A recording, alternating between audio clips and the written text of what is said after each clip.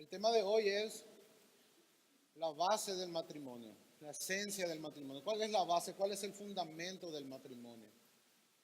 Eso es lo que vamos a tratar hoy con la ayuda de Dios de poder responder, reflexionando un poco también en la realidad actual de la sociedad a la luz de las Escrituras. Ese es el propósito de la clase. Entonces vamos a hacer muchos razonamientos.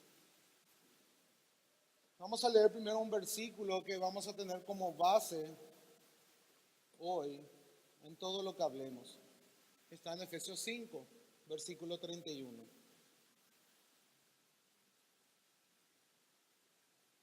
Dice la palabra de Dios: por esto dejará el hombre a su padre y a su madre, y se unirá a su mujer, y los dos serán una sola carne. Grande es este misterio. Mas yo digo esto respecto de Cristo y de la iglesia. ¿Cómo nuestra sociedad hoy, piensen un poco en el pasado, cómo ustedes o qué fundamento utilizaron ustedes para escoger a su cónyuge? Y los que aún no tienen, no son casados, ¿qué es lo que le impulsa? ¿Qué es lo que buscan ustedes en el matrimonio? ¿O qué es lo que buscaron en aquel momento? Póngase a pensar, no hace falta que respondan, pero póngase a pensar. La idea es que empecemos a examinar nuestro corazón verdaderamente a la luz de la palabra. Quizás lo que la sociedad más busca es la persona ideal, ¿verdad? La sociedad habla de mi media naranja. También usa términos como alguien que sea compatible conmigo. Esos son términos que usamos, que quizás fueron el fundamento por el cual contrajimos matrimonio. Y es el pensamiento común del mundo. Ahora, hicimos nuestra elección.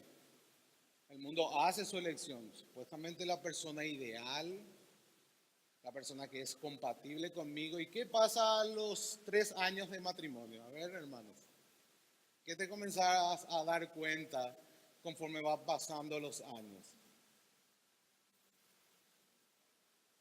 ¿Qué pasa?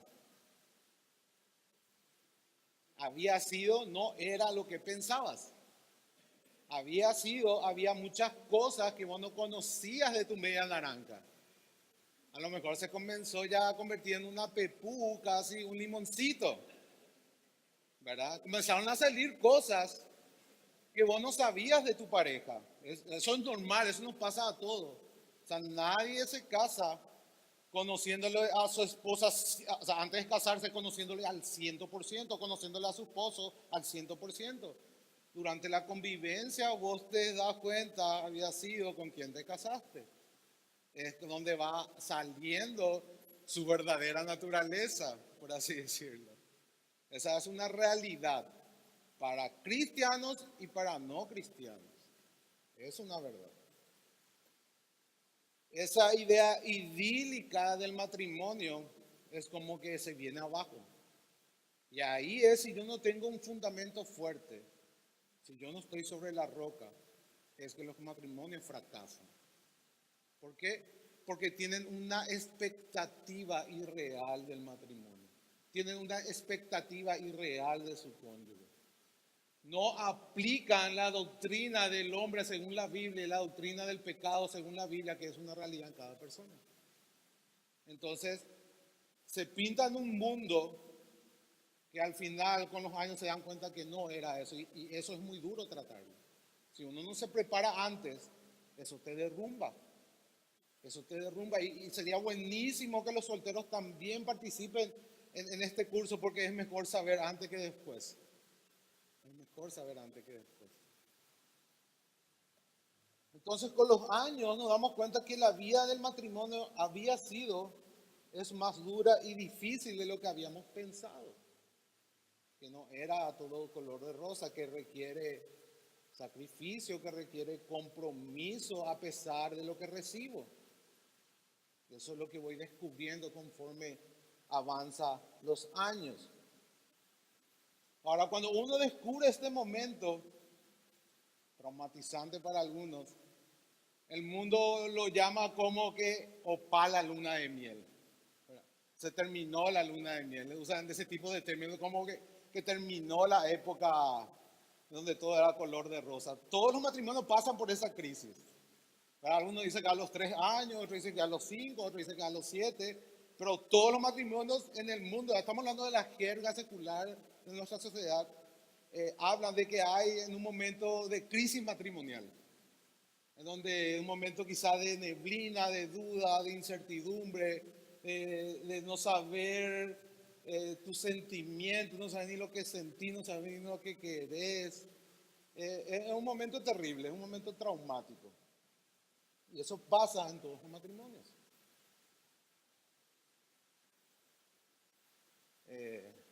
Nosotros mismos, hermanos,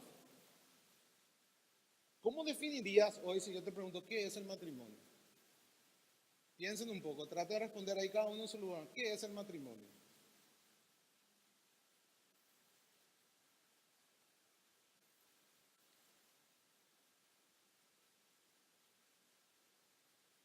Ahora, ¿cómo la sociedad define el matrimonio hoy? Hoy, por ejemplo, ¿cómo si vos le preguntar qué es el matrimonio? Algunos te definen quizás los hombres más libremente en nuestro país, que es la pérdida de la libertad. ¿Verdad que sí? Esa es una definición común de nuestra sociedad. Es tipo, los amigos te dicen, algunos te dicen hasta mis pésames, ¿verdad? Cuando te vas a casar, así bromeando, pero en sí hay como esa sensación de que vas a perder tu libertad, de que te vas a sentir oprimido quizás, de que ahora ya no vas a ser libre para hacer lo que querés. Esa es la definición quizás más común en la sociedad del matrimonio. Es como que anula tu identidad individual.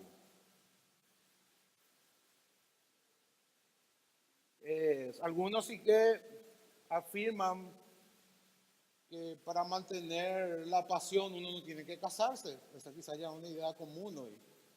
Que vos te casás y se funde tu relación. A lo mejor están más sin casarte para mantener despierto el fuego y por ahí si las cosas no funcionan, entonces hacemos una vuelta atrás y listo, no hay problema. Total, el matrimonio es un papeleo nomás. Estamos tratando de interpretar a nuestra sociedad, hermano, cómo el matrimonio, cómo la sociedad percibe el matrimonio. Algunos hacen el matrimonio un negocio también, ¿verdad? Quizá una persona tiene un buen trabajo y elige a otra persona que también tenga un buen trabajo y un buen salario para tener un cierto poder adquisitivo. Y es como que busca a alguien con que va a poder tener una buena entrada mensual para poder tener una vida cómoda y confortable.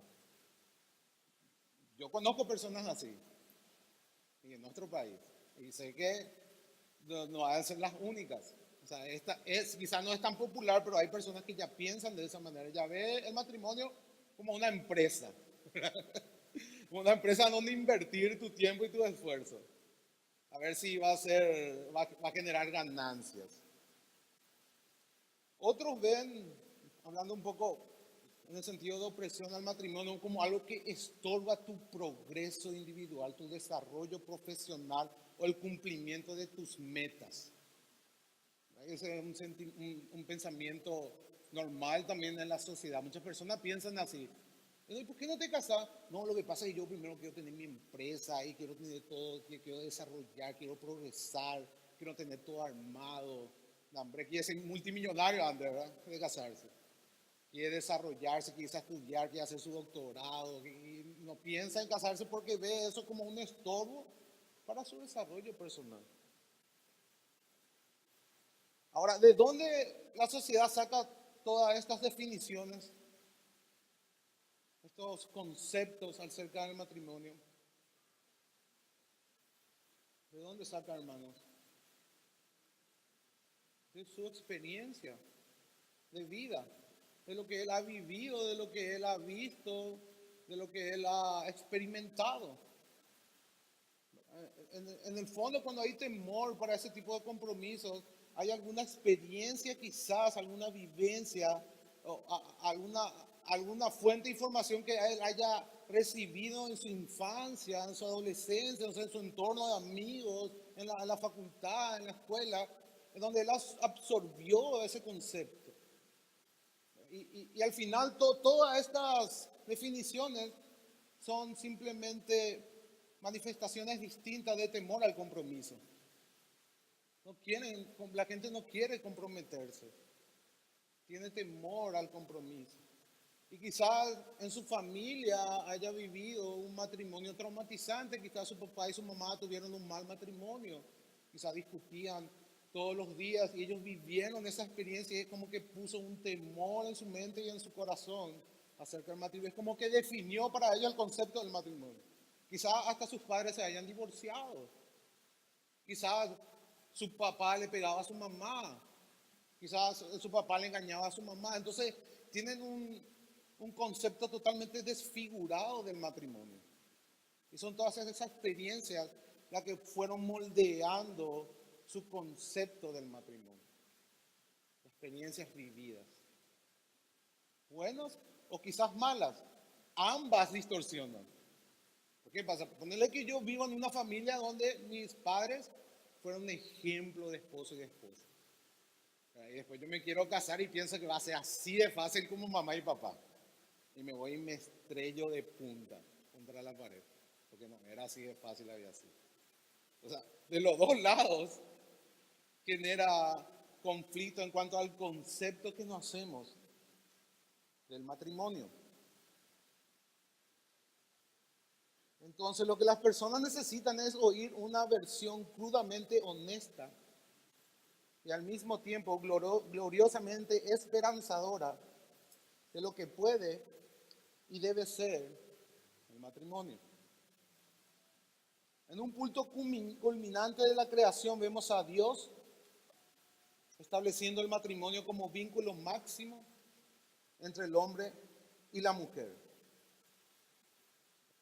Dios creó todo y como la cereza, la cumbre, lo más valioso, lo más precioso de su creación fue cuando hizo al hombre y a la mujer. Instituyó el matrimonio en el principio. Y así comienza la Biblia. Y todo era bueno y todo era perfecto. Y si vemos el final, ¿cómo termina la Biblia, hermano? Termina con las bodas del Cordero. Inicia con un matrimonio y termina con un matrimonio. El matrimonio de Cristo y su iglesia, la consumación. O sea, fíjense el rol del matrimonio en el plan redentor divino. Es central. Un gran misterio, dice Pablo. Un gran misterio. Ahora, ¿qué nosotros podemos ahora aplicar de esto?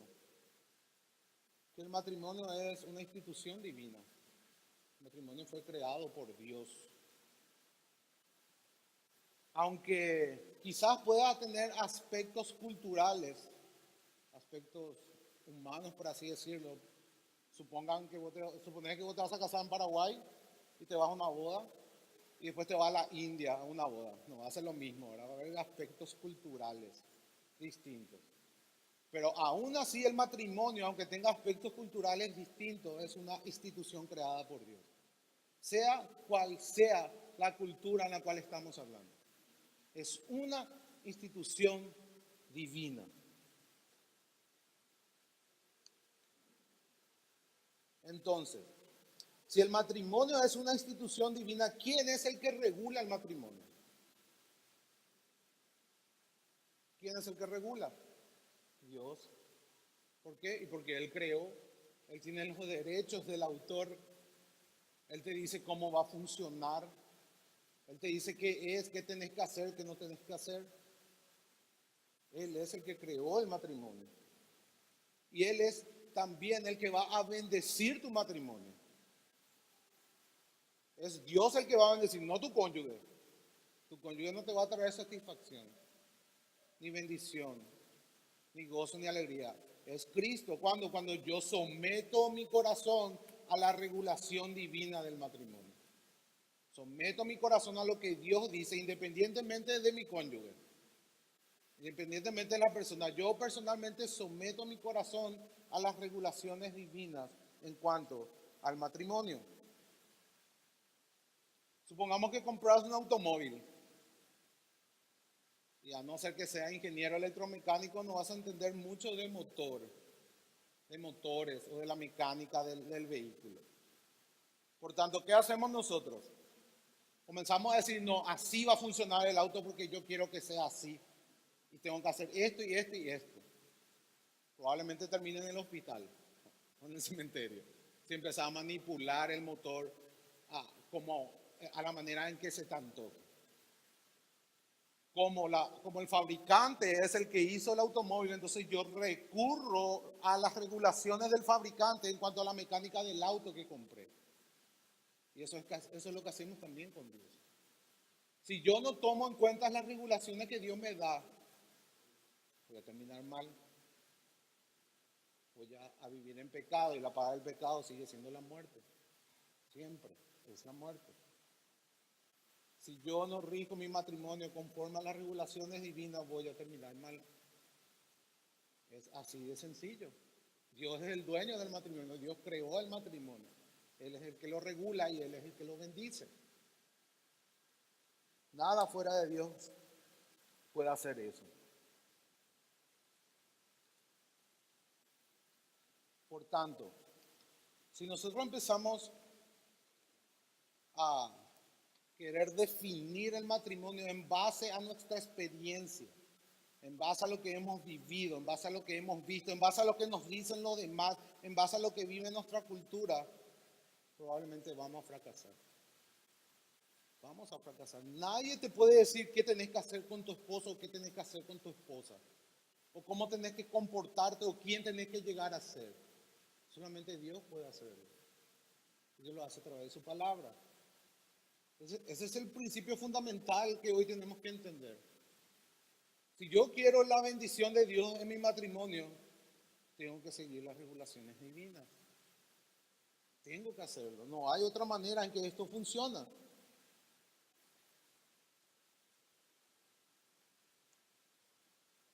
Entonces, ninguno de nosotros, ninguno hermano, estamos adecuadamente preparados para poder vivir el matrimonio.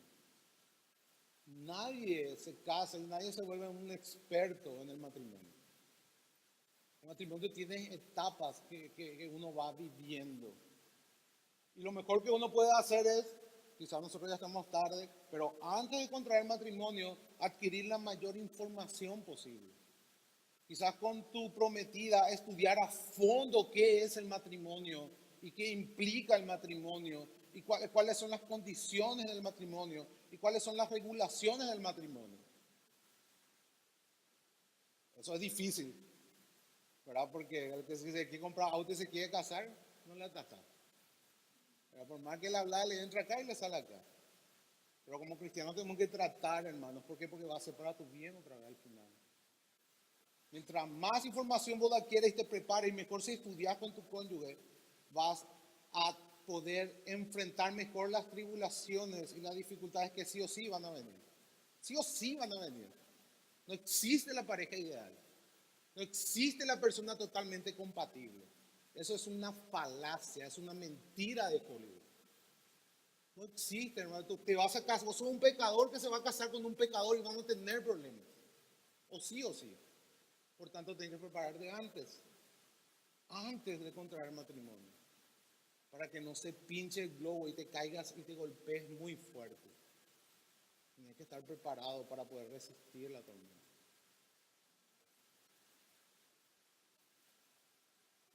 Entonces, el 14 de febrero, qué lindas postales tiene, ¿verdad? Las frases de romanticismo. Muy difícil es que una de esas frases definan correctamente el amor y el matrimonio. No crean lo que se vende el 14 de febrero. Porque el matrimonio no es un sentimentalismo banal. No lo es. No lo es. Y hoy vamos a demostrar esto. Hoy vamos a ver lo que la Biblia dice. Sí hay un amor verdadero, pero acompañada de una verdad. La verdad y el amor nunca pueden separarse. Nunca. No puede ir el amor solito porque es un sentimentalismo vacío y no puede ir la verdad sola porque es brutalidad y crueldad. Entonces siempre debemos seguir la verdad en amor, dice Pablo. Y eso también se aplica en el matrimonio. Eso también se aplica en el matrimonio.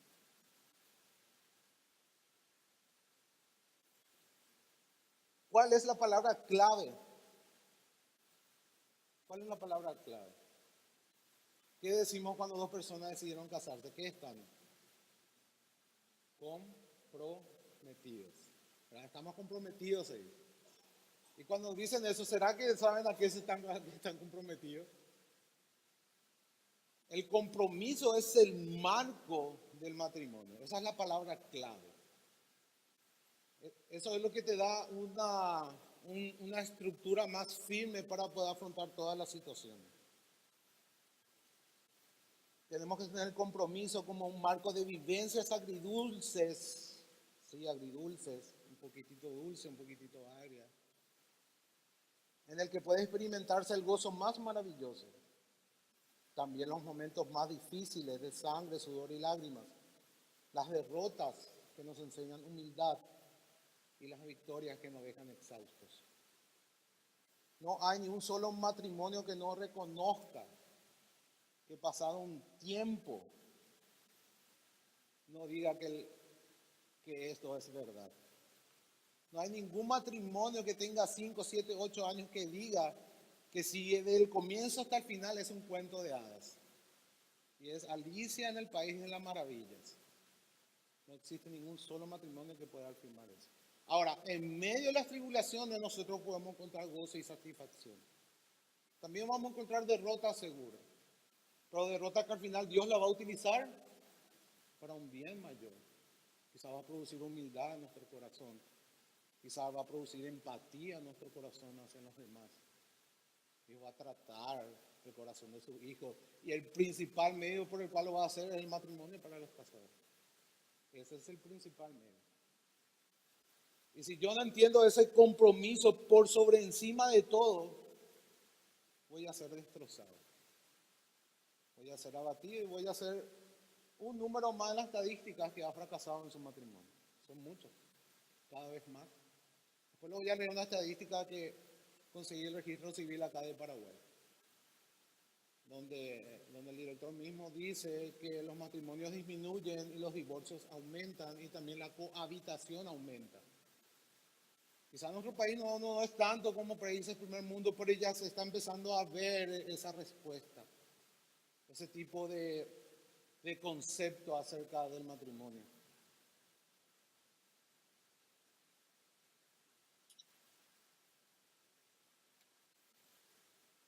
Hay situaciones difíciles, hermano, ¿verdad que sí?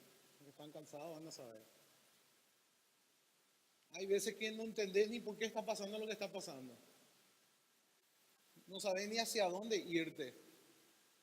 Es como que te tiras en la cama así y le metes un suspiro y decís, Señor, ten misericordia, cerrá tus ojos. No sabes qué hacer. ¿Verdad? Un gran misterio, dice Pablo. Es un gran misterio. El matrimonio es un gran misterio. Sin embargo, no hay relación humana que pueda comparársele en importancia y profundidad. No hay, hermano. Es la relación humana más importante y más profunda que existe. No existe otra relación como el matrimonio. Dios mismo fue el que instituyó y ofició la primera boda. Y fíjense la exclamación de Adán. ¿Qué dijo Adán cuando vio por primera vez a Eva? Esta sí es hueso de mis huesos. Había una satisfacción en él. ¿Verdad que sí? Había una exclamación de gozo.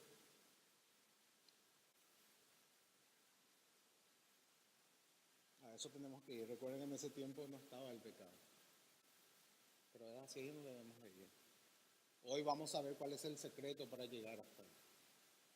Primero tenemos que tener una cruda realidad. Eso es lo que estamos haciendo ahora. Pero no, es una cruda realidad sin esperanza. Hay esperanza porque Dios instituyó el matrimonio. tiene un origen divino y un origen glorioso. Y eso sigue permaneciendo al pesar del pecado. Sigue permaneciendo.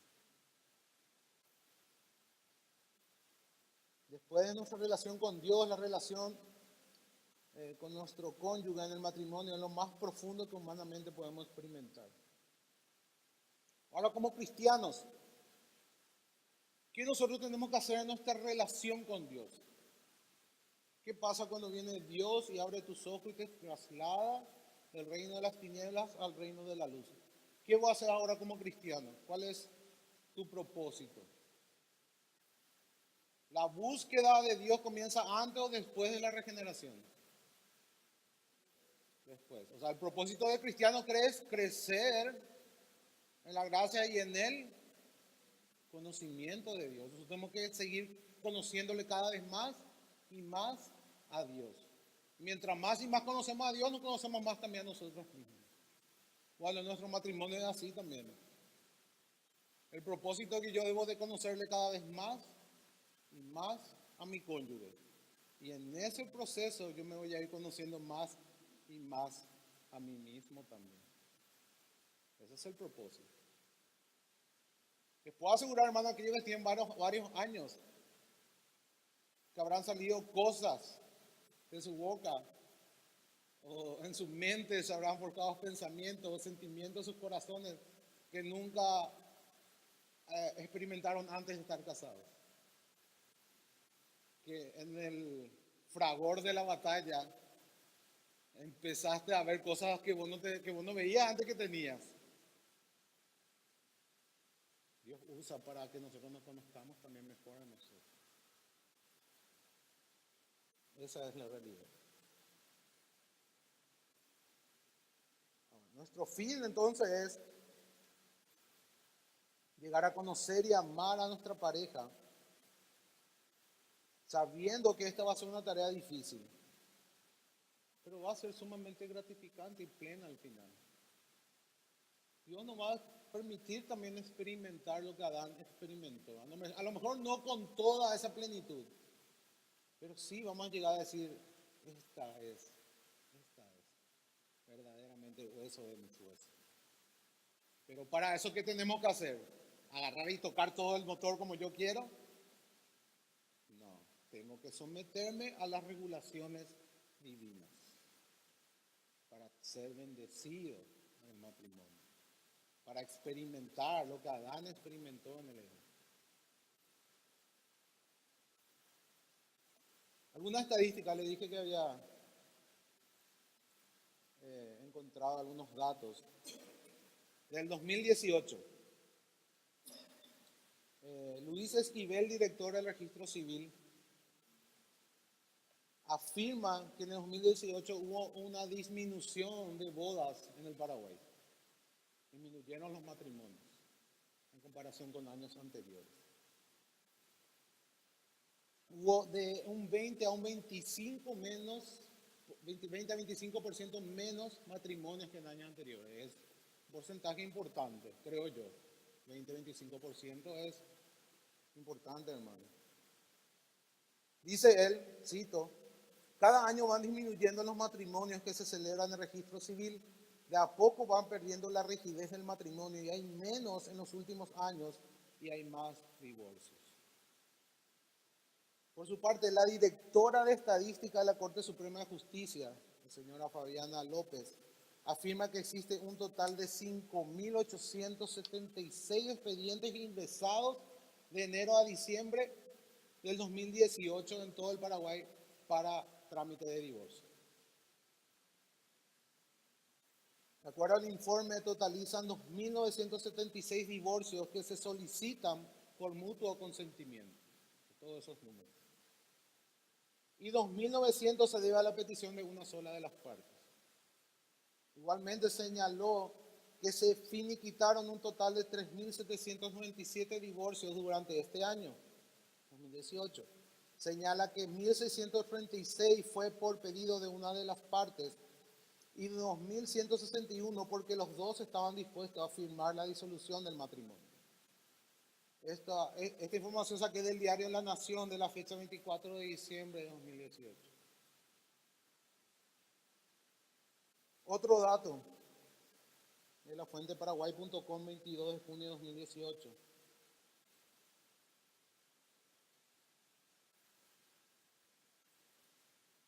Juan Carlos Vega, secretario general del Registro Civil, recalcó que hay un porcentaje importante de personas que viven en concubinato. Según el registro 2017, dice él, 1.500 personas se han registrado en este ítem de convivencia y hay una tendencia a aumentar. O sea, como le dije, todo esto había así cifras impresionantes, pero ya hay números importantes. En donde la concepción, estamos viendo cómo se va quebrando el concepto tradicional del matrimonio. Cómo va disminuyendo las personas que quieren casarse, cómo los divorcios van aumentando y una nueva figura que es el concubinato comienza a asomar su cabeza. ¿Verdad? Las personas definiendo el matrimonio según lo que se les antoja, según sus concepciones, según la cultura, según lo que vivieron, según lo que le enseñaron, según lo que sus amigos hablan, según lo que el mundo les dice. Y hay personas, hermanos, que vos hablas y defienden el concubinato. En Paraguay yo hace varios años ya conozco personas que defienden el concubinato. Pero dicen, no, mejor es que vos pruebes primero a ver si va a funcionar. Lo mejor que tenés que hacer, vos tenés que irte y vivir con la persona unos años y ahí ves si sos compatible, viendo otra vez ese término, la compatibilidad, lo que no existe. Compatibilidad, si sos compatible se va a funcionar. Si hay química, ese es otro término. Si hay química con tu pareja. Y ahí entonces si funcionan las cosas, entonces sí podés casar. Ese es un pensamiento que comienza a ser común quizás en nuestra sociedad.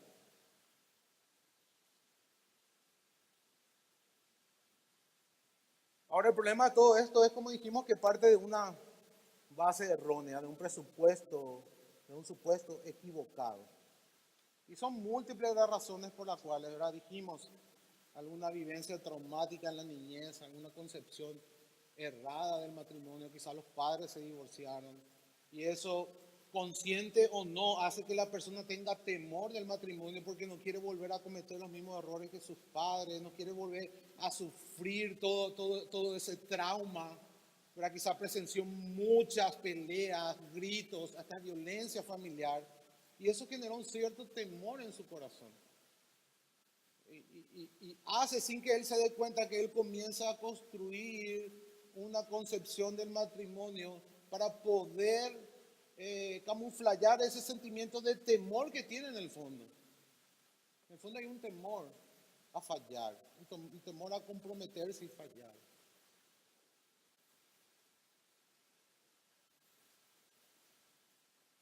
Muy en el fondo todos quieren ser felices. No existe ninguna persona que no quiera ser feliz.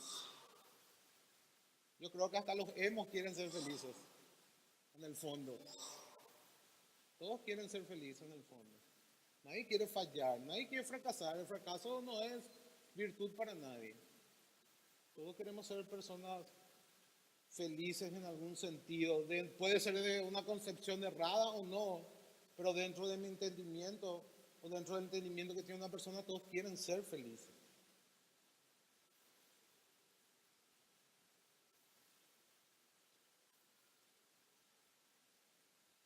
Ahora hablamos que las personas buscan la persona ideal. ¿Cuál sería la definición de persona ideal? ¿Cuál sería la definición de mi media naranja? ¿Cuál sería, hermano? Pensá un poco. Dejo un poco de tiempo para que pienses. ¿Cuál sería la definición?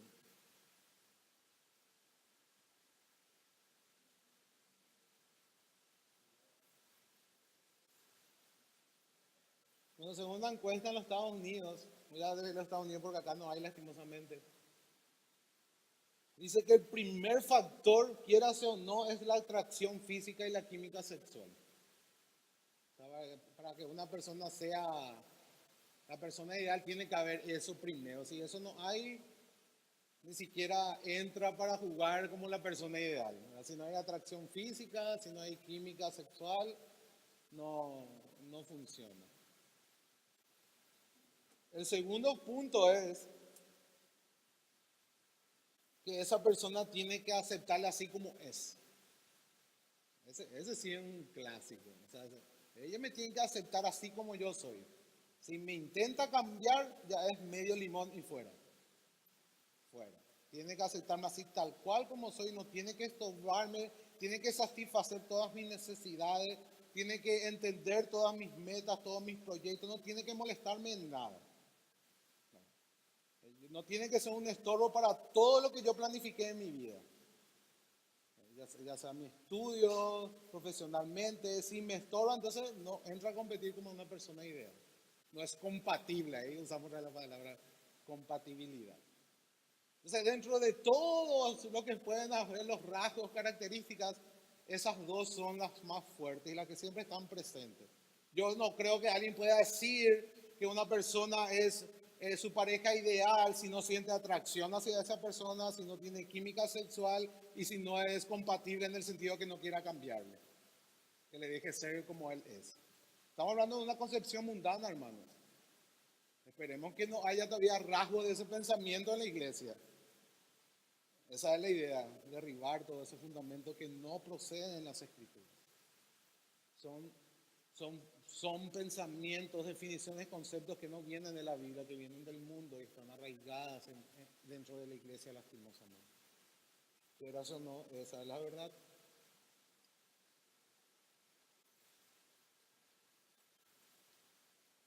Ahora, según la concepción tradicional en Occidente, y cuando decimos tradicional en Occidente es porque fueron forjadas de los principios cristianos, porque Occidente fue moldeada y forjada con la Biblia. El matrimonio era definido de forma implícita quizás como el lugar donde se transforman los instintos naturales, el lugar donde se dominan las pasiones, el lugar donde se aprende a no satisfacer los deseos por encima de todo y estar dispuesto a tener consideración del otro. Eso se subentiende, esa era la concepción tradicional del matrimonio en una cultura occidental. O sea, cuando uno se casa, uno ya no puede más estar guiándose por sus instintos naturales. O sea, tiene que transformar sus instintos, tiene que dominar sus deseos, tiene que pensar en el otro. Ya no puede más darle rienda suelta a todo lo que viene en su corazón. ¿Verdad, hermano? Al menos si vamos a tener un matrimonio saludable, debería de tener esas características.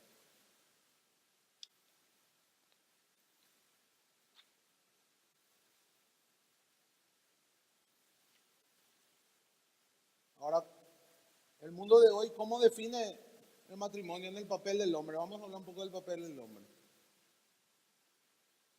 ¿Cómo define la masculinidad la sociedad de hoy?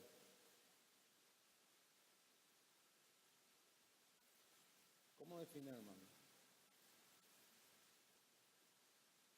En nuestra cultura misma, en donde impera todavía el machismo, es como que es de hombres que no te vaya bien en el matrimonio.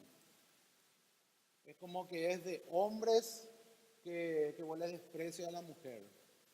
Es como que te da vergüenza tener a tu esposa a tu lado.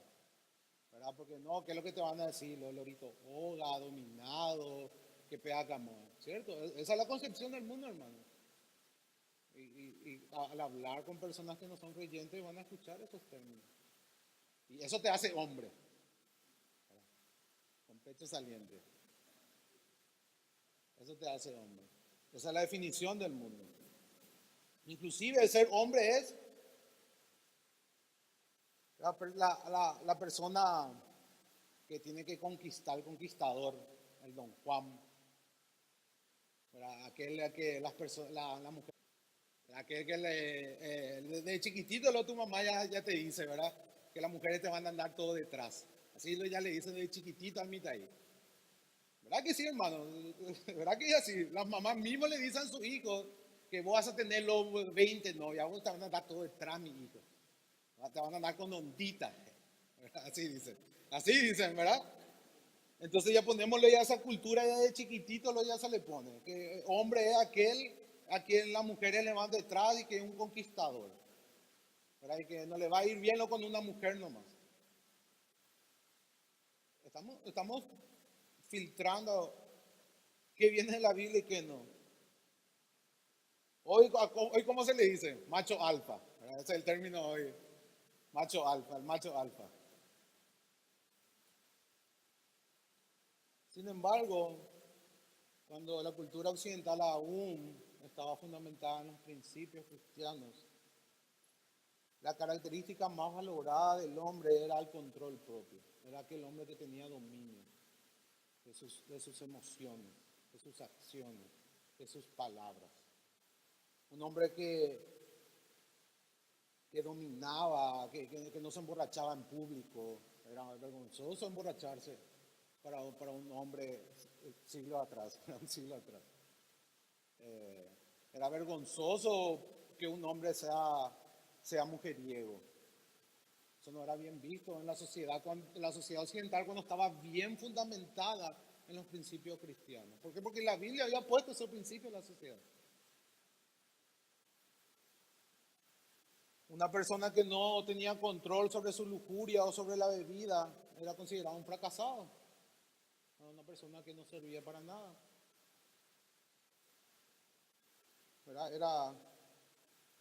Inclusive en los Estados Unidos, una persona así no podía ser presidente, quedaba descalificado antes. Si no podía dominarse a sí mismo o gobernarse a sí mismo, ¿cómo iba a gobernar un país? Y ese pensamiento tiene sentido. O sea, si yo no puedo gobernarme a mí mismo, ¿yo cómo voy a gobernar un país? Y ese principio vemos en la Biblia. Recuerda, ¿cómo una persona va a ser pastor en una iglesia si no puede gobernar bien su casa? Son principios comunes. Si yo no tengo dominio sobre mí, si yo no tengo control sobre mí, ¿cómo voy a poder controlar a la otra persona o ejercer un gobierno sobre otras personas? Es vergonzoso, me elimina, me convierte en un fracasado. Esa es la verdad. Entonces, en nuestro tiempo, el control de las pasiones y no su satisfacción a cualquier precio era lo que daba la auténtica medida y valía de un hombre. Ahora, hombres y mujeres por igual aspiran en la actualidad a una unión matrimonial en la cual alcanzar satisfacción, tanto emocional como sexual, en el marco de una relación de igual que permita a ambas partes una verdadera realización personal, es lo que predomina hoy. O sea, tanto hombres como mujeres. ¿Qué es lo que esperan del matrimonio? No, esperan ser gratificados. Esperan ser satisfechos, tanto el hombre como la mujer, en sus emociones, económicamente, físicamente, mentalmente y espiritualmente también. Entonces, el matrimonio al final se centra en mí. Y hasta podemos disfrazar eso de espiritual, ¿verdad? Le metemos Efesios 5, pero le aplicamos a nuestro cónyuge nomás. Nunca aplicamos a nuestro corazón. Hasta espiritualmente puede estar centrado en mi persona. Y esa es una concepción que viene del mundo, no de la Biblia. Y esa transformación en la sociedad occidental comenzó a surgir en tiempos de la Ilustración. Ahí fue que cuando el matrimonio como definición comenzó a cambiar. En vez de ser una institución en la cual uno pensaba en el bien del otro y en el bien de la sociedad, comenzó a centrar el matrimonio en el desarrollo personal, en la satisfacción personal. La Ilustración hablamos del siglo XVIII en adelante, la Revolución Francesa.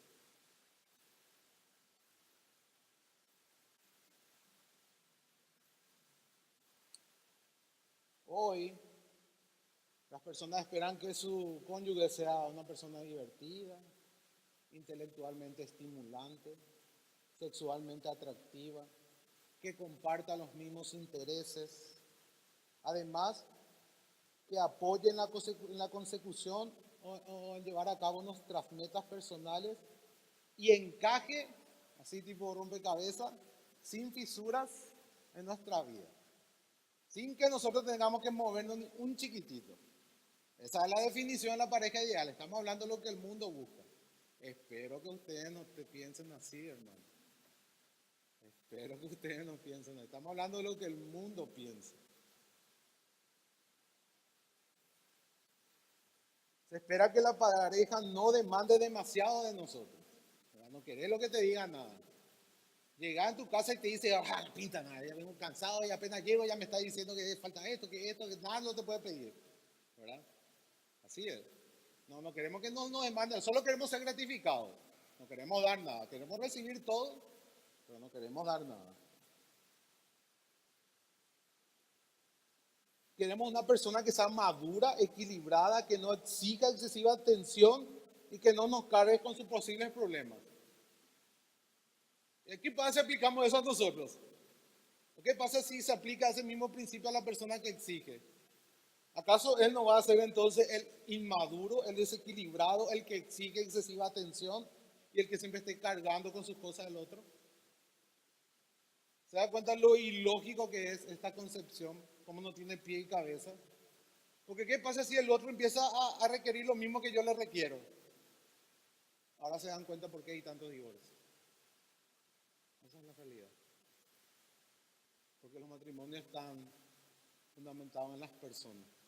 El centro son las personas, mi gratificación, mis planes, mi realización, mis sentimientos, mis deseos, mis pensamientos, mi espiritualidad, mi.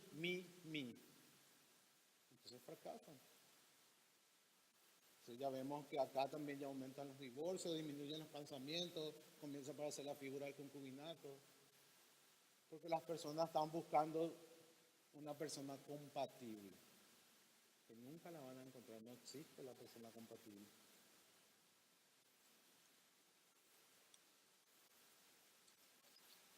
Cada vez las personas quieren dar menos y exigir más del otro. Esa es la realidad, hermano.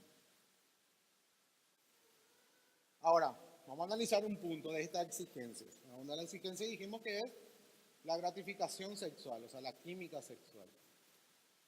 ¿Cuáles son los requisitos de la mayoría de las personas hoy en cuanto al sexo? ¿Qué es lo que al salir de acá vos te vas manejando y ves los carteles, al prender la tele, qué es lo que ves?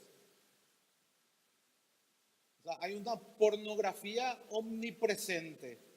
Esa es la realidad, estamos en una cultura donde la pornografía es omnipresente. O sea, ver mujeres semidesnudas en los carteles, gigantografías de mujeres en ropa interior, en poses totalmente pornográficas. ¿Y eso qué va generando en la mente, hermano? ¿Qué va generando en la mente hablando de los hombres? Ellos están armándose, o el mundo está poniendo en su mente la mujer ideal. Ellos están estandarizando a la mujer ideal en un estándar altísimo. O sea, quiere que sea su cónyuge una novelista y también quiere que tenga el cuerpo de una modelo y que sea súper divertida. Y su estándar cada vez sube más y nunca va a encontrar a esa persona. ¿Y el sexo? ¿Quién lo define el sexo? ¿Quién define el sexo? ¿Cuántas personas están expuestas a la pornografía hoy? ¿Qué tipo de relación sexual muestra la pornografía? Eso son lo que va formando sus ideales y sus conceptos en cuanto al sexo. O sea, se dan cuenta cómo trabaja el mundo, se dan cuenta a todo lo que nos exponemos. Hermano, está comprobado que una imagen pornográfica se queda 50 años en tu mente. O sea, te vas a poder olvidar el cumpleaños de tu hijo, pero esa imagen nunca más. Y eso va a terminar afectando tu relación. Sí o sí. Porque el mundo te vende un estándar falso que a lo mejor a vos no te da la capacidad para conseguir. No sé si me doy a entender, hermano. Porque es importante guardar nuestra mente. Porque es importante guardar nuestros oídos. Porque es importante ver con las personas con que hablamos, con que nos juntamos regularmente, la música que escuchamos, las cosas que miramos.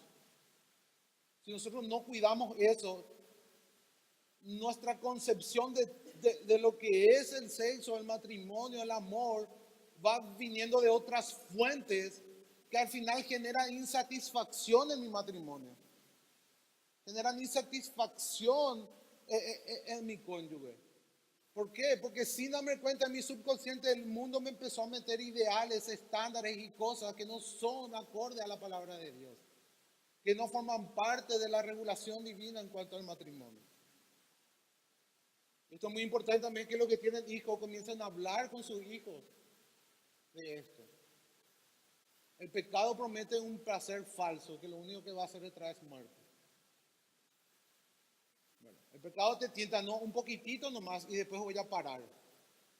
No, voy a darle placer un chiquitito a mis ojos. Voy a darle un placer un chiquitito a mis oídos. Pero después las consecuencias están. El pecado es un buen pagador. El pecado no se atrasa pagando sus salarios. Va a traer sí o sí sus consecuencias. Entonces debemos de cuidar lo que vemos, debemos de cuidar lo que escuchamos, debemos de cuidar las amistades con que frecuentamos. Debemos de cuidarnos, hermanos. Porque ninguna sociedad estuvo tan expuesta a la lujuria y la pornografía como la nuestra. Ninguna. Ninguna. Los puritanos no tenían el problema que nosotros teníamos. Esa es la verdad, ni los reformadores. Hoy es mucho más difícil ser cristiano en ese sentido. Quizás no hay persecución en cuanto a tu vida, pero las cosas que entran en nuestra mente, en nuestros oídos, las cosas que vemos y escuchamos, hacen quizás muchísimo más daño. Todo eso, hermanos, hacen que nuestro ego se levante y eso afecta a nuestro matrimonio. Tenemos matrimonios, lastimosamente en la iglesia también enfocados en nosotros mismos. Queremos que nuestro cónyuge sea una persona ideal y compatible que no existe, que fue formada en nuestra mente y en nuestro corazón por el mundo. Una mentira, una cruel mentira. No existe esa persona que vos querés. No existe.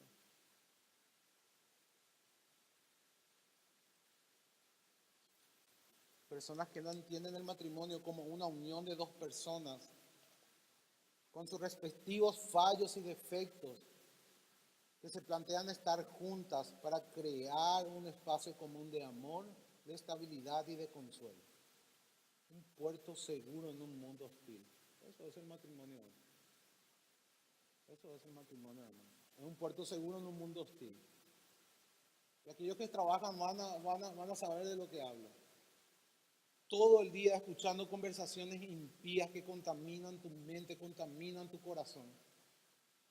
Y el matrimonio debe de ser aquel lugar donde uno encuentra refugio, donde uno puede tener conversaciones piadosas, donde uno tiene consideración, donde uno entiende que es un pecador y mi cónyuge también es, pero juntos estamos comprometidos a crear un espacio de amor y de consuelo y de ayuda para poder enfrentar este mundo. Ese es el matrimonio. Si yo no entiendo de esa manera, el divorcio se asoma a la puerta. A lo mejor no legalmente. Hay muchas personas en Paraguay que no llegaron a los trámites del divorcio legal, pero duermen en camas separadas. Y muchos abuelitos son así. En la campaña vos te vas, hay muchos matrimonios de abuelos prácticamente están divorciados en la práctica y en la realidad. ¿Verdad? Porque la paga del pecado es la muerte, siempre. Siempre es la muerte.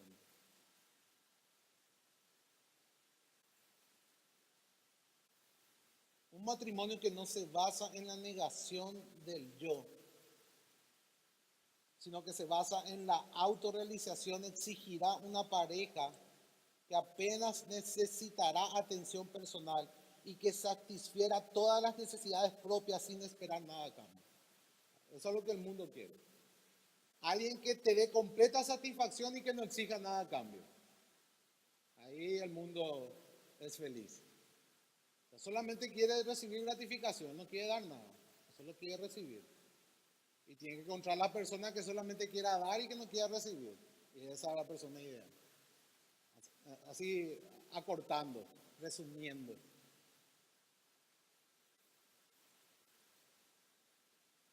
La gente espera demasiado de su pareja, de su cónyuge. Y eso termina en frustración. Porque sin darse cuenta la gente hace de su Dios a su cónyuge. Hace de su Dios. Piensa que tiene que recibir gratificación, satisfacción, consuelo, gozo, plenitud de su cónyuge. Está pecando de idolatría. Hay esos dos extremos, hermano. Hay la persona que quiere recibir todo eso de uno, y hay la persona que está demasiado centrada y solamente quiere tener gratificación de los placeres carnales y mundanos. Y está el otro que más o menos más aparenta, pero quiere que su cónyuge le dé lo que solamente Dios puede dar.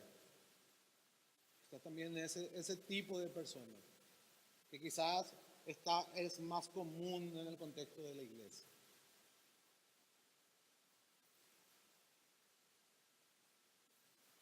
Estamos en una época donde las personas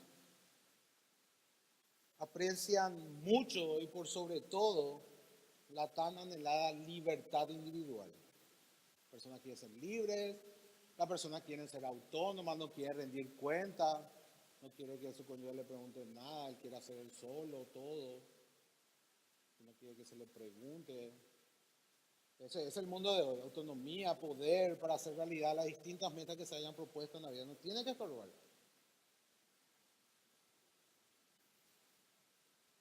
Las personas que piensan un poco más, entonces deciden quedarse solteros.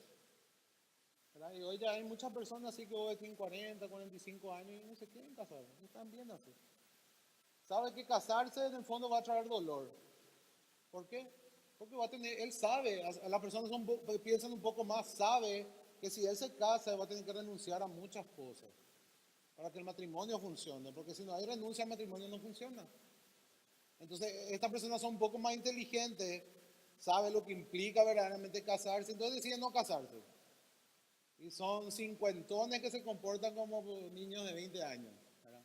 Parrean todos los días de jueves a domingo, mujeres de aquí para allá. Llevan una vida de adolescentes, una vida de inmadurez total, centrados en sí mismos. Ahora dijimos que también está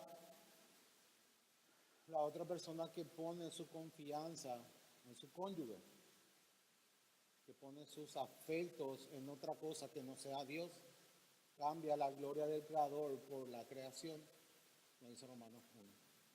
Voy a citar a C.S. Lewis, dice él: deposita tu afecto en cualquier cosa posible y que no te quepa la menor duda de que acabarás con el corazón destrozado.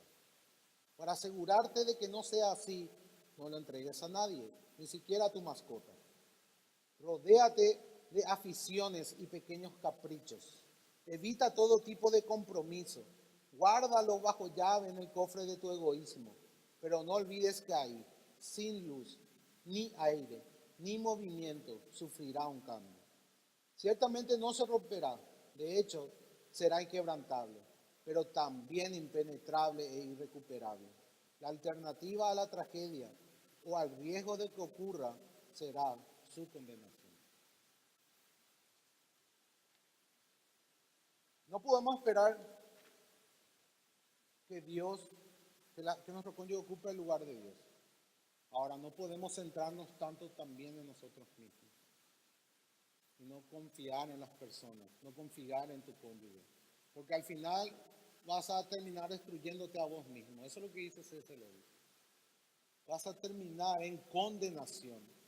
Tu corazón se va a volver tan duro, tan inquebrantable, con tanta falta de empatía, de consideración, de misericordia, que lo más probable es que termines en el infierno.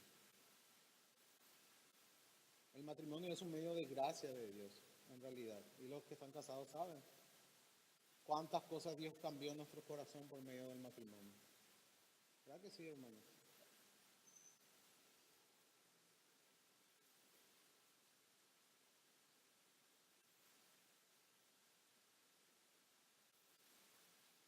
La incompatibilidad entonces será siempre un factor presente, no la compatibilidad, la incompatibilidad. Siempre va a estar presente en nuestro matrimonio, siempre va a ser en algún sentido incompatible con tu cónyuge. Aún en los casos más afortunados y venturosos, todos aquellos que hayan pasado por las distintas etapas que llevan a un matrimonio estable y feliz, lo saben sobradamente. O sea, personas que ya tienen varios años de casados, saben esto, saben que la incompatibilidad es una realidad. Pasaron por varias tormentas y sí, la pasaron y a lo mejor ahora son un matrimonio más fuerte, más plenos y con mucha más confianza. Y aprendieron a regocijarse aún en las tribulaciones. ¿Por qué? Porque le tuvieron a Dios como centro. Porque se sometieron a las regulaciones divinas.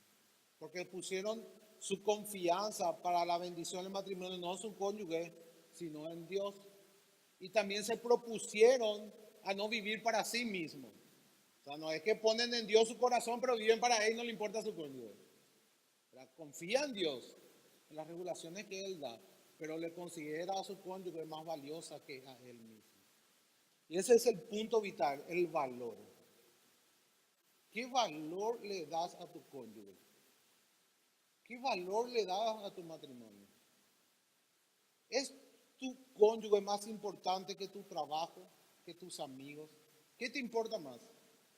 ¿Lo que digan tus amigos, lo que digan la gente o lo que dice tu esposa o tu esposo? Pensá un poco en eso. ¿Qué te importa más? ¿Lo que digan los demás acerca de vos o lo que diga tu cónyuge acerca de vos? ¿Qué te importa más? Eso va a poner en evidencia tu corazón. Y si algo deje de corregir. Si Dios instituyó el matrimonio como la perla de su creación y termina la historia de la redención con un matrimonio otra vez, inicia y termina, ¿acaso puedes pensar que el matrimonio no es algo valioso?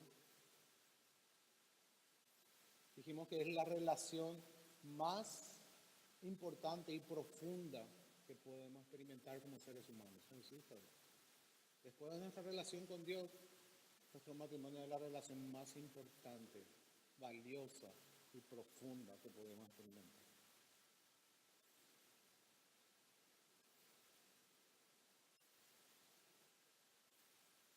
Vamos a tener problemas, sí, va a haber incompatibilidad, sí, pero si ponemos a Dios en el lugar correcto, va a ser un viaje que va a poder conducirnos a una unión más fuerte, más real y mucho más gozosa al final. Vamos a poder decir, vamos a experimentar, hermano, esta es carne de mi carne. Dios va a bendecir a las personas que someten su corazón. ¿Por qué? Porque para Dios el matrimonio es central en su plan de redención. Es un gran misterio que nos muestra el amor de Cristo por su iglesia. La relación más gloriosa de la Biblia, de la historia de la redención. Ahora, no por eso tenemos que ocultar la parte cruda, por así decirlo, del matrimonio. Tenemos que definir correctamente el matrimonio. Eso es lo que intentamos hacer hoy. Y vamos a hacerlo en varios estudios. O sea, no es que hoy ya vamos a tener un concepto total. Son varios estudios donde vamos a poder conceptualizar el matrimonio. El pecado es una realidad inevitable. El pecado es inevitable en el matrimonio. La esencia del pecado es el egoísmo. Cuando yo peco, cuando no pienso en lo demás. Ahí es cuando yo peco. Si yo pienso en lo demás, es muy difícil que peque. ¿Por qué? Porque estoy amando a mi prójimo como a mí mismo y solamente puedo amar a mi prójimo como a mí mismo cuando amo a Dios por sobre todas las cosas. Entonces ahí la colita es que el pecado, la esencia del pecado, el egoísmo. Si yo pienso en lo demás por encima de mí, eso es porque solamente Dios tocó mi corazón, porque lo ama a Él por sobre todo. Entonces el egoísmo es la esencia del pecado. Teniendo este panorama, hermanos, vamos otra vez a hacer preguntas sobre el concepto de la sociedad. ¿Qué razón hay, entonces, para que una persona egoísta e inmadura se vuelva de repente un ser angelical por haberse casado? ¿Qué posibilidad hay? ¿Por qué no pensé en eso antes de casarme, verdad? Me dijeron así, hermano. Me hubiese preparado mejor. Ahí los jóvenes que se van a casar, ¿verdad? Quizás no piensan en estas cosas. O sea, ¿por qué vos realmente estás poniendo una venda hacia la depravación total? No estás considerando la doctrina del pecado ni del hombre. Y pensás que te vas a casar y esa persona va a ser Rapunzel, o la Bella Durmiente, o la Princesa Sofía, no sé, cualquiera. No sé cuáles son los nuevos ahora. O sea, que probablemente se transforme en Shrek conforme va pasando los años. Esa es la realidad. O sea, entonces yo antes ya tengo que preparar mi mente y mi corazón sabiendo que no va a ser todo color de rosa.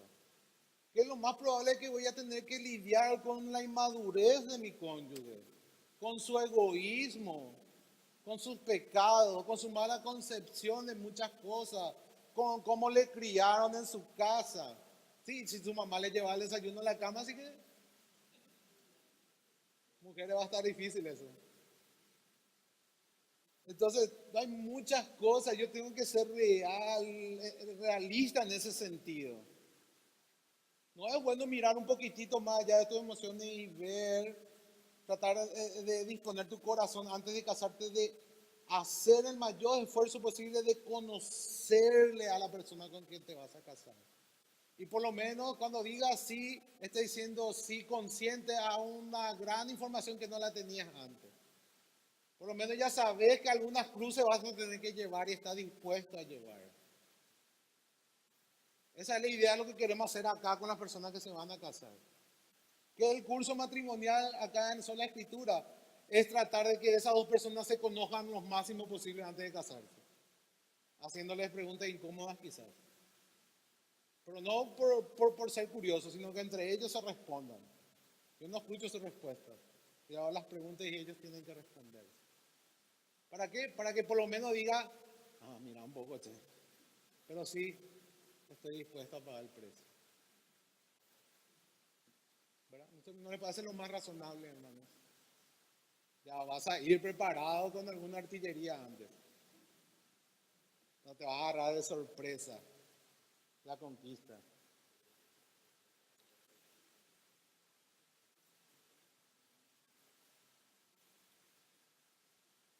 ¿Acaso los deportistas no se preparan duro cuando van a jugar un partido, una final de Libertadores?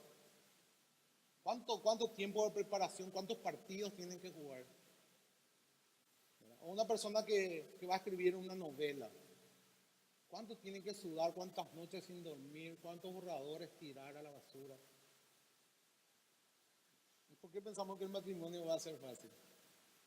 ¿Por qué pensamos que para tener un matrimonio feliz, por así decirlo, bueno, feliz en el Señor,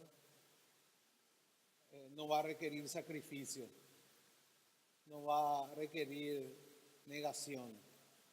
¿Por qué, hermano? Porque para las cosas seculares sí. Entonces, si yo quiero ser un buen futbolista, no voy a estar comiendo pizza ni hamburguesa todas las noches, ¿verdad? Voy a estar cuidándome, voy a estar sacrificándome, voy a tener que decirle no a mis amigos, no voy a trasnochar, voy a tener que concentrarme a veces una semana entera, tengo que practicar duro 6, 8 horas al día para que yo pueda tener un futuro como futbolista.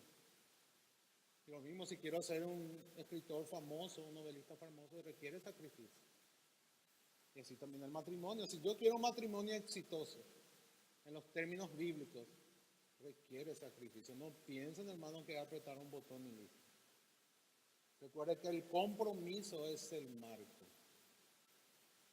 que me da para poder enfrentar el matrimonio con la sabiduría de Dios.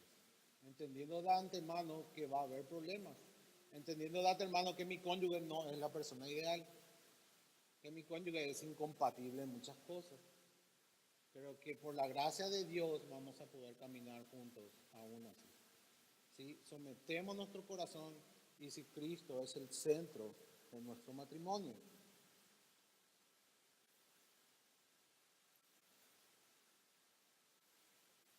La doctrina bíblica del pecado explica por qué el matrimonio, más que cualquier otra empresa humana, es algo tan difícil de conseguir que triunfe.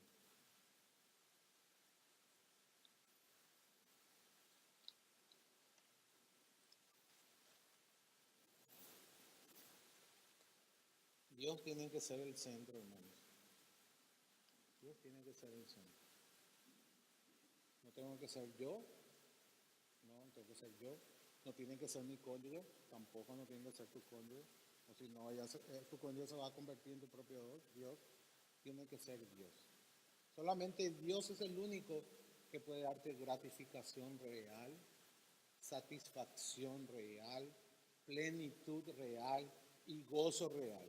Tu cónyuge te va a hacer llorar muchas veces. Vas a sangrar muchas veces por su causa. Él también va a llorar muchas veces por vos o ella. Y va a tener que derramar muchas lágrimas por vos. El único que no va a hacer eso es Dios. Dios es el que siempre va a poder sostenerte en esos momentos. Y si vos te dispones de antemano y te comprometes a amar a tu cónyuge, para los hombres, así como Cristo amó a la iglesia. ¿Cómo amó Cristo a la iglesia? Con un sentimentalismo vacío. No, de una manera práctica y sacrificial e incondicional. A pesar de que nosotros éramos enemigos de Dios, dice Romanos 5:8, Cristo murió por nosotros. Mas Dios muestra su amor en que siendo aún pecadores, Cristo murió por nosotros. Él nos amó cuando nosotros le despreciábamos. ¿Y por qué, hermanos, hoy tan fácil en la iglesia se habla de divorcio?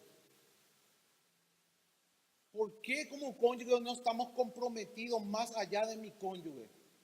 O de su reacción, o de lo que él me da, o de lo que él siente, o de lo que él dice o hace. Se dan cuenta que de manera inconsciente nuestro compromiso no es incondicional como el de Cristo, sino que otra vez depende si él pone su parte. Eso no es la definición bíblica. Cristo nos amó siendo que nosotros, correspondiéndole el mismo amor, haciendo lo que su voluntad dice. O sea, se dan cuenta. Por eso, antes de dar ese paso, yo tengo que tratar de conocerle a mi cónyuge lo máximo posible. Y ahí decidir si estoy dispuesto a pagar el precio. Por eso es importante que los solteros también asistan a este estudio que vamos a hacer. Antes, hermano, una vez que vos decís el sí, vos sos la representación divina del amor redentor de Cristo por su iglesia en esta tierra.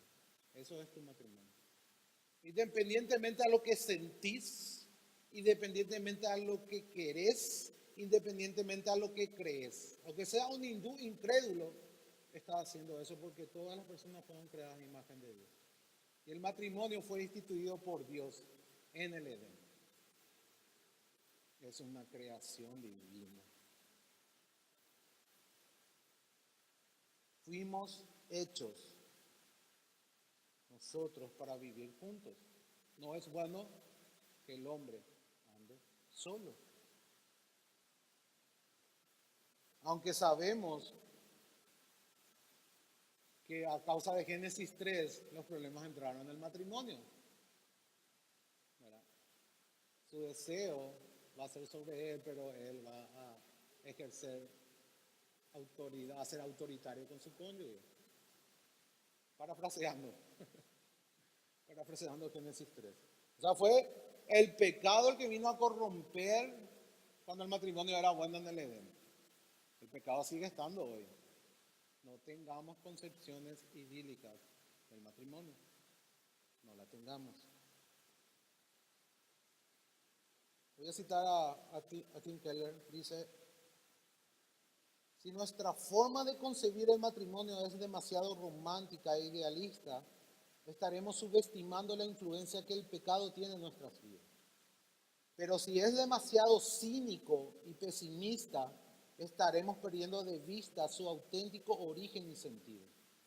Y si hacemos un todo de ambas vertientes, algo muy frecuente en la sociedad actual, nos quedaremos con una visión distorsionada. Sea como fuera, lo realmente cierto es que el problema no es la institución del matrimonio. El problema somos nosotros. El problema son las personas, no el matrimonio. Dice nuestro texto, por eso dejará el hombre a su padre y a su madre y se unirá a su mujer y los dos serán una sola carne. ¿Qué son los dos? Una sola carne. Hay que llevarla a la práctica eso, no, una sola carne. Lo más valioso para vos. No creo que vos te quieras cortar un brazo o una pierna. Tu brazo va a tener valor para vos. Y te vas a avergonzar de tu brazo. Le vas a despreciar a tu brazo. Le vas a maltratar a tu brazo. Cuidado. Grande es este misterio, más yo digo esto respecto de Cristo y de la iglesia. Y acá la palabra clave es misterio.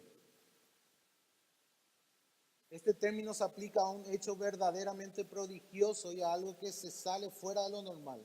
Una verdad no buscada que Dios da a conocer a través de su Espíritu.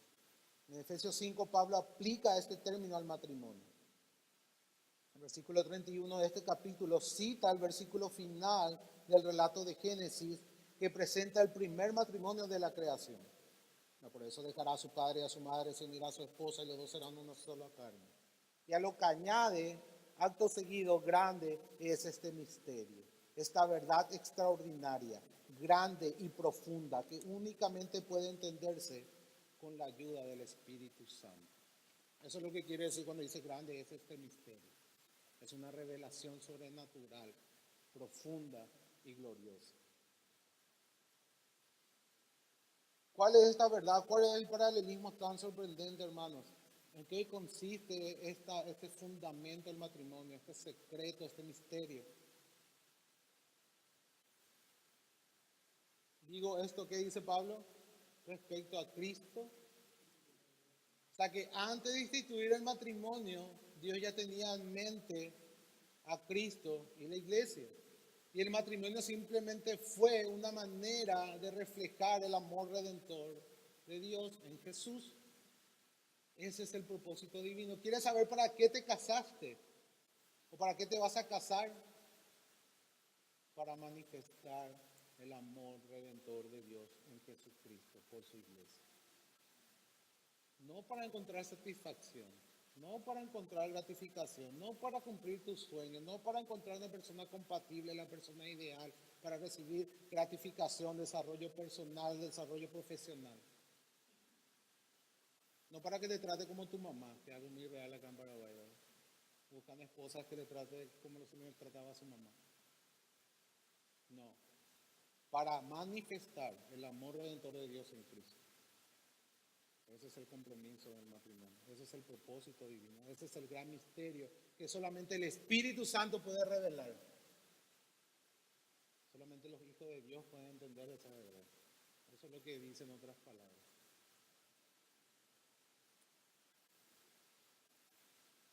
Se trata de que los maridos han de hacer por sus esposas lo que Jesús hizo para establecer un vínculo con nosotros. Vamos a repasar un poco qué hizo Jesús. Vamos a hacer un repaso para los maridos. Jesús se entregó por nosotros, el Hijo de Dios, aun siendo igual al Padre, renunció a su gloria. Y aún más, fue a la cruz por su propia voluntad. Pagó la culpa de nuestras transgresiones y pecados. Y quitó nuestra culpa y condena para que podamos estar unidos a Él. Voy a parar un poco ahí. ¿Cuán dispuestos estamos a llevar los pecados de nuestros cónyuges, maridos? Para estar unidos a ellas. ¿Cuán dispuestos estamos? para santificar a nuestras esposas.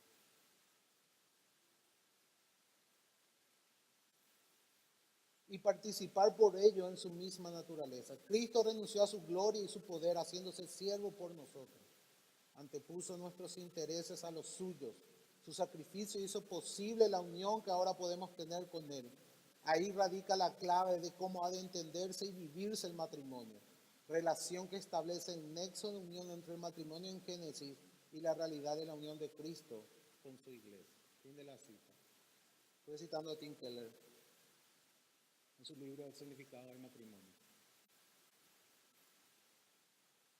Dice, Pablo se dio cuenta de que al instituir Dios el primer matrimonio en la historia de la humanidad ya tenía a Cristo y a su iglesia en la mente. Jesús nunca hizo uso de su poder para oprimir a la iglesia, ¿cierto, hermano? Jesús era Dios, dice, y no estimó el ser igual a Dios como cosa que aferrarse.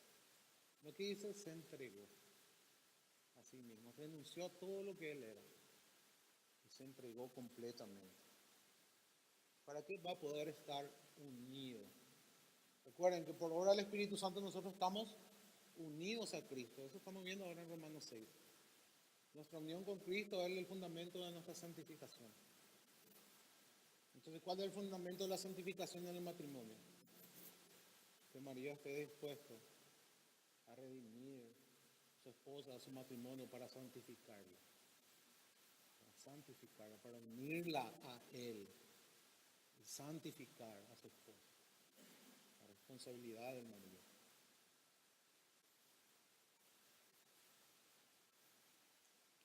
Fíjense que no estamos hablando en términos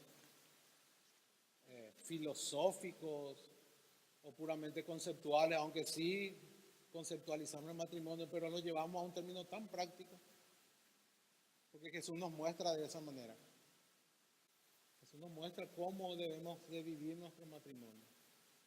Un gran misterio es, ¿verdad? Pero para nosotros ya no es más ningún secreto, porque el Espíritu Santo nos reveló esa verdad profunda y gloriosa, de que tenemos el propósito de mostrar el amor redentor, incondicional, sacrificado, comprometido de Cristo para con su iglesia, para santificarla y presentarla al Padre pura y sin mancha. Entonces, ¿por dónde empezamos? ¿Por dónde empezamos, esposos? ¿Cuál es el primer paso que tenemos que dar? Por lo más básico. Amar a tu esposa como Cristo amó. Bien básico. No hay ahí mucha ciencia, mucho cálculo. Mira cómo Cristo amó a su iglesia, por leer Filipenses 2. Y ver cómo Cristo amó a su iglesia y llevarlo a la práctica así tal cual. Es el verdadero secreto. El Evangelio de Cristo y la institución del matrimonio están íntimamente conectados. ¿Por qué? Porque Pablo dice, amar a su esposa como qué? Como Cristo amó a su iglesia. Y ese es el Evangelio. De tal manera amó Dios al mundo que dio a su Hijo para que todo aquel que en él cree no se pierda, mas tenga vida eterna. Esa es la manifestación práctica del amor. Ese es el Evangelio. El Evangelio, hermanos, tenemos que vivir cada día. No cuando venimos a la iglesia. No, con mi esposa. En mi casa tengo que vivir el matrimonio, el Evangelio todos los días. En mi casa tengo que muchas veces quizás derramar mi sangre en la cruz para redimirla, para unirla a mí. Es allí donde aplico el Evangelio. El Evangelio es el centro de mi matrimonio. Es de lo que se trata el matrimonio. Ahora, no es un sacrificio fatalista. Porque a veces pensamos así, ¿verdad? Que si cuando hablamos así de amar como Cristo, de la cruz, la sangre, corona de espina, lanza en el costado, no sé cuántos latigazos, y ve la pasión de Cristo en el Gibson y ya. Te desanima todito, ¿verdad? No, hermano, si nosotros vivimos a la manera de Dios, es donde vamos a encontrar la verdadera gratificación. El principio del reino es dar para Recibir. Jesús nos enseñó. Cuando yo entiendo eso, yo voy a ser la persona más gratificada del mundo, la persona más satisfecha del mundo. Aunque parezca es una paradoja, pero es el principio del reino. Cuando yo entiendo eso y me entrego completamente, soy la persona que más va a recibir. Porque es así como funciona. ¿Qué pasó cuando Cristo resucitó? Dio mucho fruto, dice Isaías. Pero ahí su alma estaba satisfecha por lo que había conseguido. Y así también el esposo va a estar satisfecho. Va a haber satisfacción, va a haber gozo, va a haber plenitud. Cuando entendamos que dar es recibir. Cuando apliquemos el Evangelio en nuestro matrimonio.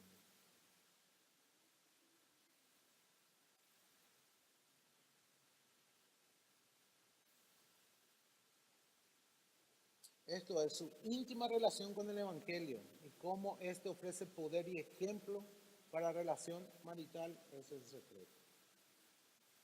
Es vivir el Evangelio en el matrimonio, es aplicar el Evangelio, es entender mi rol allí, es entender cómo funciona este auto que compré.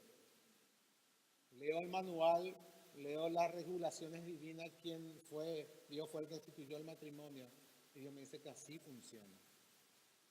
Al final voy a ser la persona más feliz. Al final.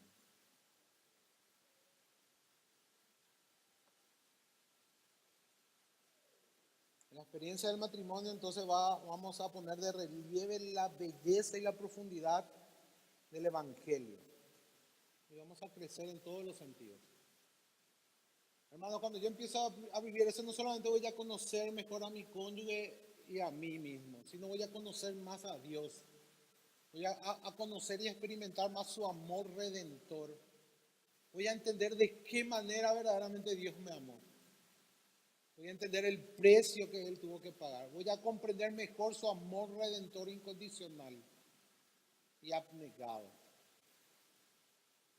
Voy a crecer en entendimiento y en gracia. Dios va a obrar eso en nuestros corazones, en nuestro cónyuge, en nuestro matrimonio, en nuestra vida, en las personas que nos rodean también.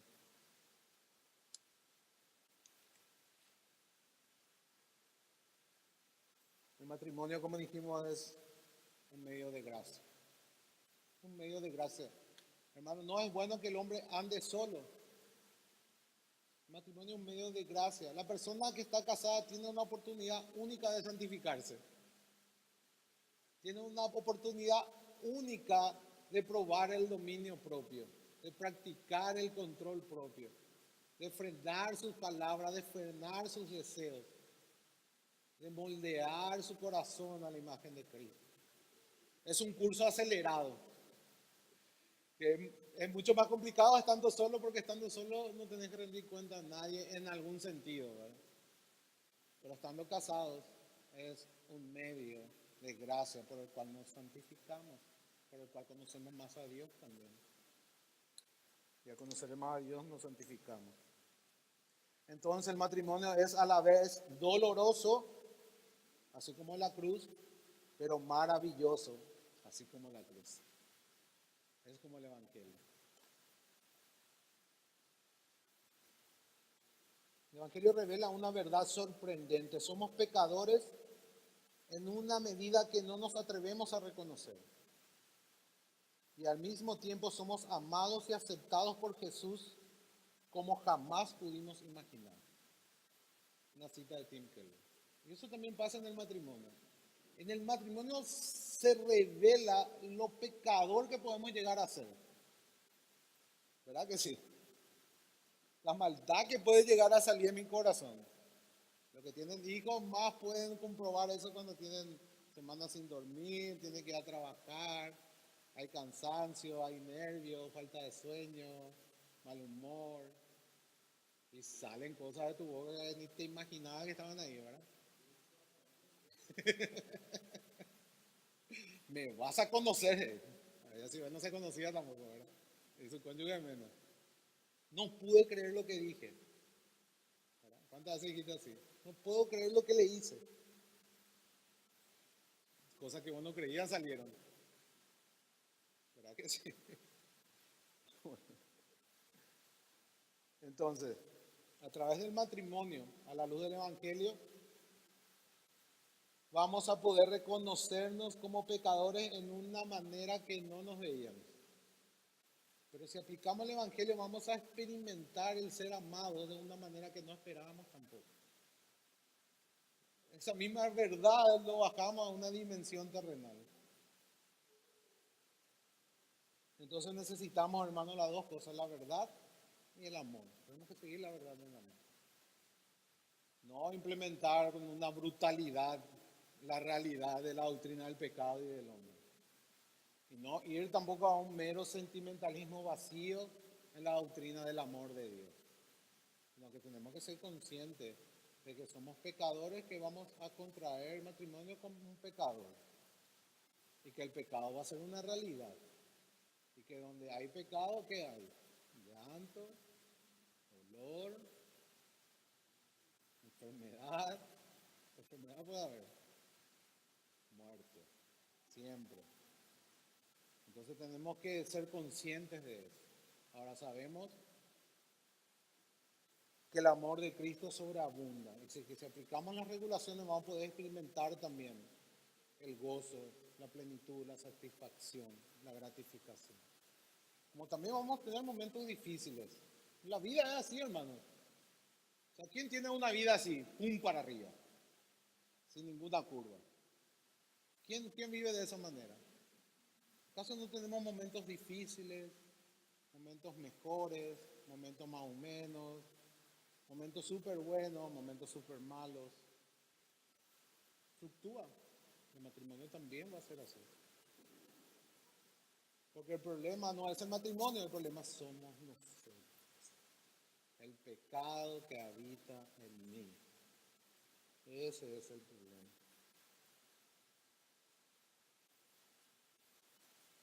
Debemos de tener entonces esta expectativa correcta acerca del matrimonio, este entendimiento correcto ahora y aplicarlo ahora. Por ahí sí teníamos algún pensamiento incorrecto, este es el momento para corregirlo y para aplicarlo en nuestras vidas, para vivir el Evangelio y entender de que es un medio de la gracia y que nosotros somos un instrumento, yo soy un instrumento de gracia para mi cónyuge, para mostrar misericordia, para mostrar amor verdadero. El amor verdadero también llama al arrepentimiento, exhorta cuando es necesario, anima cuando hace falta, consuela cuando es necesario. El amor todo lo puede, el amor todo lo sufre, pero el amor todo lo espera. Todo lo espera. El amor es incondicional.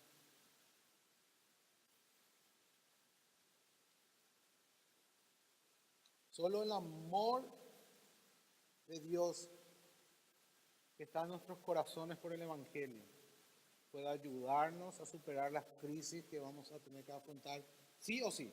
Eso tienen que mentalizarse, sí o sí. No te casaste con una persona compatible, no te casaste con la persona ideal. Eso es una mentira. Necesitas el Evangelio, necesitas experimentar el amor de Dios, practicar el amor de Dios para poder afrontar las crisis que van a venir o que ya están o que ya se fueron y dejaron sus secuelas y sus cicatrices.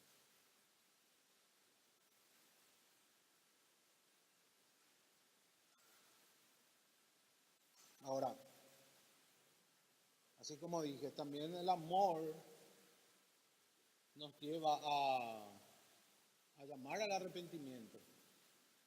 No solamente arrepentirme yo, sino a llamar al arrepentimiento a mi cónyuge. Va a haber momentos en donde de la manera correcta, buscando el tiempo correcto, hablando las palabras correctas, orando, que tenga que confrontar a mi cónyuge, tenga que llamarlo al arrepentimiento, tenga que exhortarlo quizás, porque ese es el verdadero amor.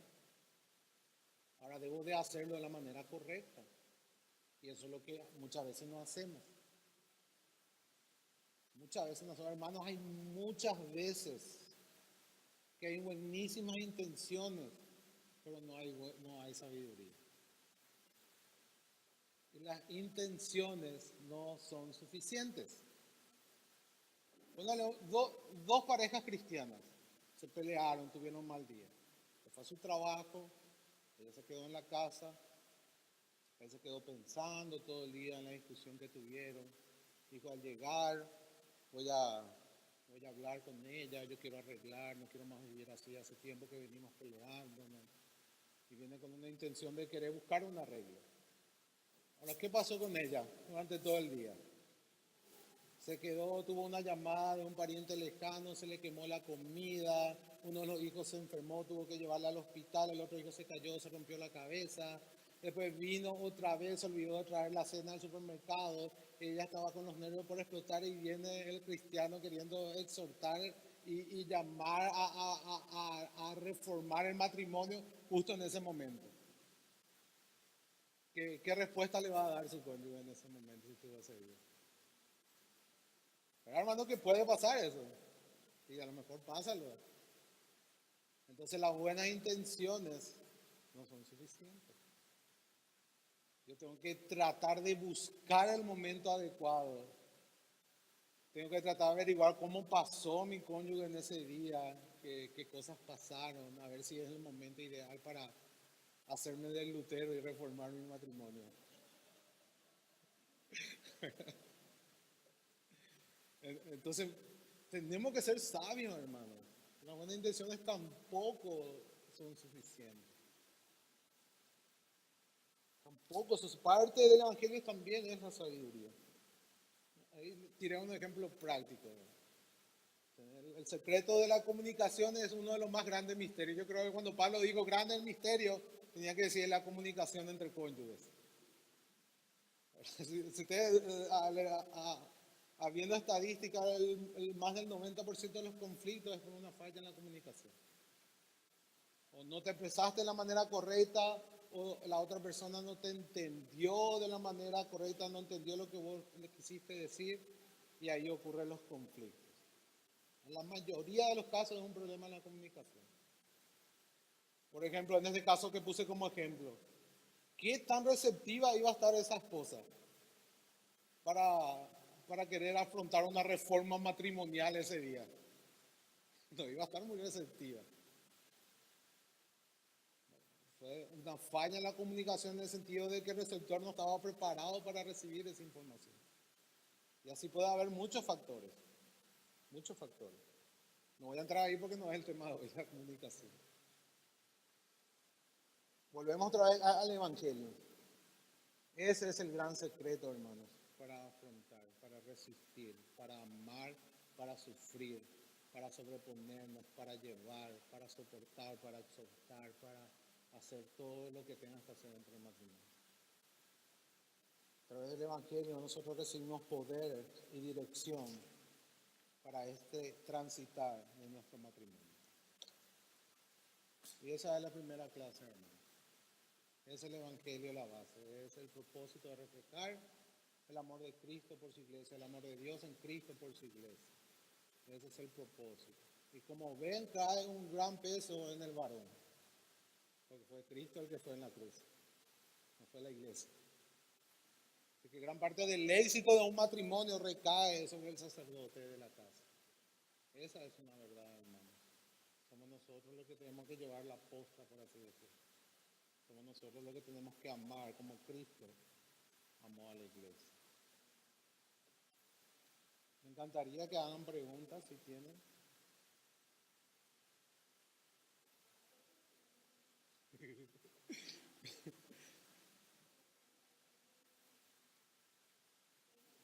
Bueno, no hay preguntas, hermanos. ¿Me hicieron preguntas? ¿Podemos cerrar entonces? Amén. Vamos a orar. Padre, Señor, abre nuestro entendimiento. Derriba, Señor, todas esas fortalezas.